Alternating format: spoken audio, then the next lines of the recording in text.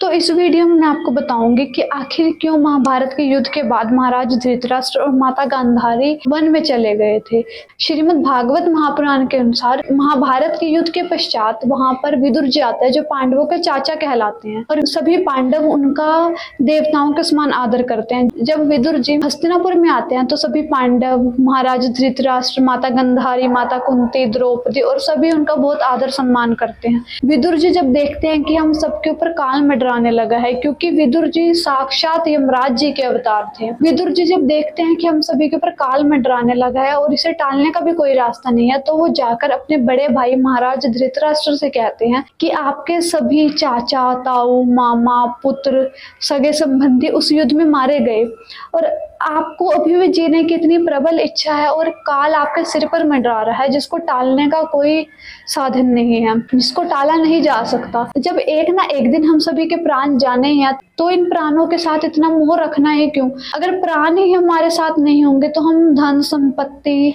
परिवार में मोह डालते ही क्यों हैं? तो कहते हैं आप सिर्फ जीवित रहने की इच्छा से, आपका जो शरीर है ये जीवित रहने की इच्छा से ही भीम का दिया हुआ टुकड़ा खाकर आप कुत्तों जैसा जीवन क्यों बिता रहे हैं? विदुर जी उनसे कहते हैं कि जब आपके सारे सगे संबंधी इस युद्ध में मारे गए तो आप भीम का टुकड़ा खाकर क्यों जीवित रह रहे हैं?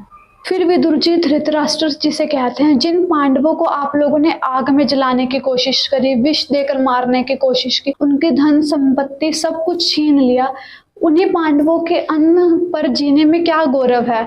आपकी अज्ञानता की तो हद ही हो गई कि आप उन्हीं पांडवों के घर में रह रहे हैं और उन्हीं पांडवों के अन्न पर पल रहे हैं। फिर विदुर जी उनसे कहते हैं कि आप अब भी जीना चाहते हैं, पर आपके चाहने से क्या होगा? बुढ़ापे से गला हुआ आपका शरीर धीरे धीरे करके खत्म होता जा रहा है, इसलिए आप इन सभी से मोह को त्याग दीजिए। अपने शरीर से सारे मोह के बंधनों को काट कर आप वन में चले जाइए, वहां पर तपस्या कीजिए ताकि जब काल आपको लेने के लिए आए, क्योंकि काल आने वाला है, जब काल आए तब आप शांति से उसके साथ जा सके, आप किसी के मोह में ना पड़े। तो ये विदुर जी की ये सब बातें सुनकर महाराज धृतराष्ट्र वन में जाने का फैसला ले लेते हैं और उनकी बात सुनकर माता गांधारी भी वन में जाकर उनके साथ रहने लगते हैं। तो इस तरह विदुर जी के कहने पर महाराज धृतराष्ट्र और माता गांधारी वन में चले गए थे।